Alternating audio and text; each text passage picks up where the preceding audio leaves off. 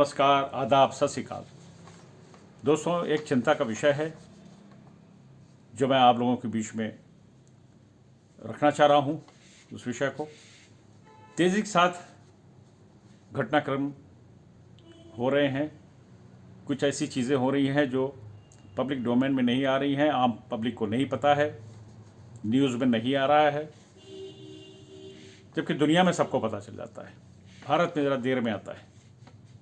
विषय है अजीब सा विषय, क्या कहूँ मैं। सादात एक कंपनी है तुर्की की, उसकी प्राइवेट आर्मी है। हालांकि वो दिखाने में ऐसा है कि जैसे कि डिफेंस कंसल्टेंसी की कंपनी है, वो अपनी डिफेंस की राय देती है दूसरे देशों को। राय क्या देती है?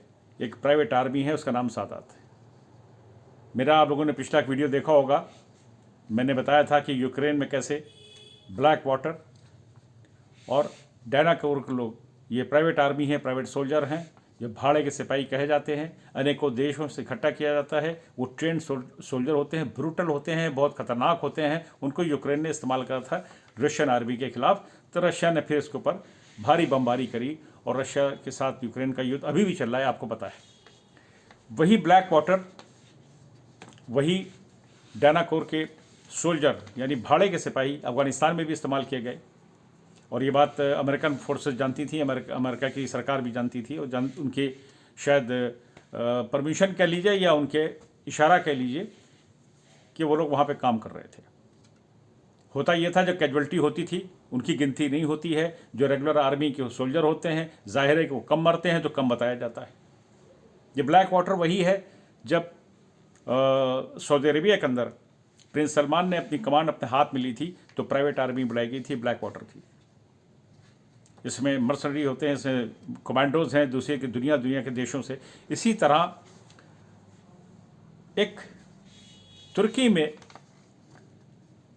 2012 में एक ब्रिगेडियर अदनान ने फर्म बनाई, रिटायर हो गया था फौज से, 97 में ही रिटायर हो गया था वो, और थोड़ा कट्टरपंथी और इस्लामिक सोच के थे।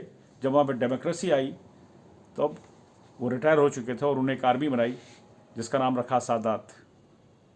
सादात फोर्सेस के नाम से उन लोगों ने काफ़ी काम किया है, और सादात को US defence department of defence ने रिपोर्ट दी थी कि लीबिया के अंदर 5000 सीरियन लड़ाकों को ट्रेन करने के लिए सादात ने अपनी टीम भेजी थी, जो प्रो टर्किश थे, प्रो टर्की सीरियन सोल्जर लड़ रहे थे। और इसी तरह से रशिया में भी भेजे गए, ये सूचना है। लेकिन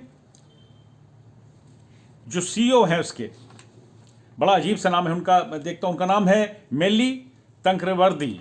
वो इस चीज़ को मना करते हैं, वो कहते हैं सरासर झूठ है। जबकि ये भी खबर है कि अज़रबैजान में भी इन्होंने अपने सोल्जर भेजे थे, जो आर्मीनिया की उनकी लड़ाई चल रही थी। अब अज़रबैजान में भेजे थे या आर्मीनिया भेजे गए थे, लेकिन डिप्लॉयमेंट हुआ था भाड़े के सैनिकों का।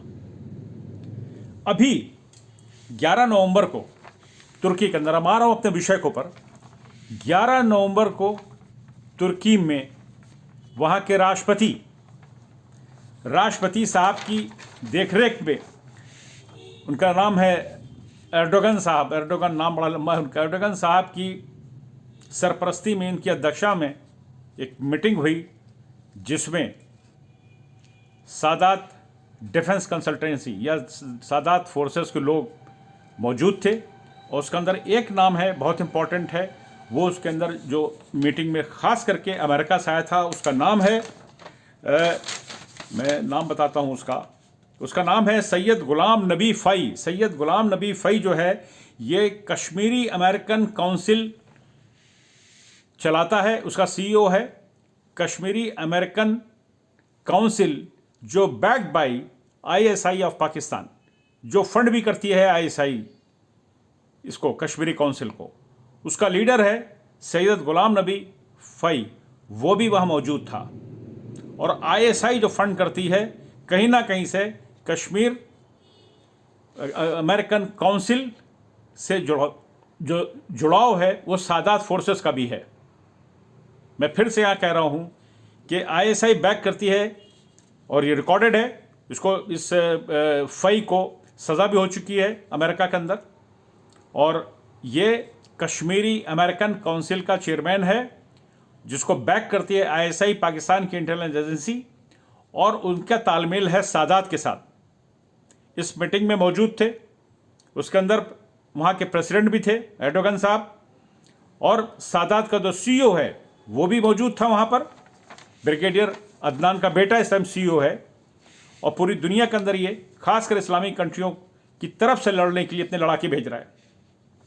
और उस मीटिंग के अंदर खास करके जहाँ पे इस्लामिक या कहिए मुसलमानों का कंसंट्रेशन है, जहाँ पर हैं, जिस कंट्री के अंदर हैं, उनको बचाने के लिए और उनके हक के लड़ने के लिए इनका इस्तेमाल किया जाएगा, ये उनका एजेंडा था। और इस एजेंडे के अंदर खास करके पैलेस्टाइन को रखा गया और कश्मीर को रखा गया। कश्मीर में अपने भाड़े के सोल्जर भेजने के लिए, मर्सनरी भेजने के लिए ये मीटिंग की गई, जो मिस्टर एर्डोगन ने करी, टर्की के प्रेसिडेंट ने। उसके अंदर ये सैयद गुलाम नबी फई, जो कश्मीर का अमेरिकन काउंसिल का चेयरमैन, वो मौजूद था, जो आईएसआई का विंग है। आईएसआई नहीं इसको बैक करती है, आईएसआई उसको फंड करती है अमेरिका में बैठ के। और उनके साथ Sadat defence consultancy, Sadat defence के लिए या फोर्सेस के लिए प्राइवेट आर्मी है तुर्की की, और उसने सीरिया में भी इनका इस्तेमाल किया गया इन सोल्जर्स का। इसके अंदर अभी उस मीटिंग के अंदर कुछ और भी लोग थे जिसमें यह चीज़ तय की गई कि कश्मीर के लिए भाड़े के सोल्जर सादात भेजेगा। ये एक चिंता का विषय है हम भारतीयों के लिए, हमारे कंट्री के लिए, हमारे मुल्क के लिए। और कश्मीर हमारा देश का अभिन्न अंग है, और उसके लिए पीओके, गिलगित बल्तिस्तान, ये सब हमारा अभिन्न अंग है। उसके लिए विदेशी ताकतें इस तरह से मीटिंग करती हैं। टर्की का प्रेसिडेंट बैठ करके ऐसी ऑर्गेनाइजेशन जो ब्लैक लिस्टेड भी है, जो यूएस डिफेंस डिपार्टमेंट, जो डिपार्टमेंट ऑफ डिफेंस है, वो खुद ब्लैक लिस्ट किए हुए है इसको, सादात को। उनके साथ इनकी मीटिंग होती है। ये कहीं ना कहीं से अगर आप देखिएगा, गौर से करिएगा, तो ये या तो नाटो में फूट होने जा रही है, क्योंकि टर्की जो है नाटो का मेंबर है, और या तो कहीं से यूक्रेन की लड़ाई में इनका इस्तेमाल किया जा रहा है, उनकी हामी भी है नाटो फोर्सेस की। इसीलिए कुछ अभी हाल के दिनों में देखा गया है कि अमेरिका की काफ़ी नज़दीकियाँ बढ़ी हैं पाकिस्तान से। तो जहाँ पर ऐसा ऑर्गेनाइजेशन बैठ के मीटिंग करें और हेड ऑफ स्टेट वहाँ पर बैठा हो, और वहाँ पर उसका एजेंडा हो कि पैलेस्टाइन में अपने सोल्जर ये भेजे जाएं और ये कश्मीर में सोल्जर भेजे जाएं, मर्सनरी। भारत सरकार बहुत चिंतित है, और उसके ऊपर चिंतित क्या है, हम लोग का डरते वरते नहीं है, ना हमारी फोर्सेज इतनी कमज़ोर है, ना हमारी इंटेलिजेंस इतनी कमज़ोर है। लेकिन ये क्या है, उसके ऊपर विचार विमर्श ज़रूर हो रहा होगा। हम लोग सक्षम हैं हर तरह की इस तरह से खतरों से लड़ने के लिए, उसका हमारे पास असर होने वाला नहीं है। लेकिन ये सूचना के लिए है कि किस किस तरह की चीज़ें होती हैं। इस सादात, इस ऑर्गेनाइजेशन का नाम वहाँ पर भी आया है। जब इन लोगों ने स्टडी कर रहे थे तो उसमें लोगों ने कहा था, साउथ एशियन कंट्री के अंदर, एशियन कंट्री के अंदर जहाँ जहाँ मुसलमान हैं, जहाँ जहाँ मुसलमानों की तादाद ज़्यादा है, जहाँ पर उनकी हक की लड़ाई होगी तो हम बैक करेंगे। इसमें PFI का भी नाम जुड़ता है, और PFI का नाम मैं अपने मन से नहीं जोड़ रहा हूँ, ये इन राइटिंग है, ये रिकॉर्डेड है। और इसको न्यूज़ एजेंसी ने, नॉर्डिक के नाम से न्यूज़ एजेंसी है जिसने इसको छापा भी था, और ये पब्लिक डोमेन में है कि PFI को ये सादात फोर्सेस बैक करने जा रही हैं, जिसको भारत सरकार ने बैन किया है।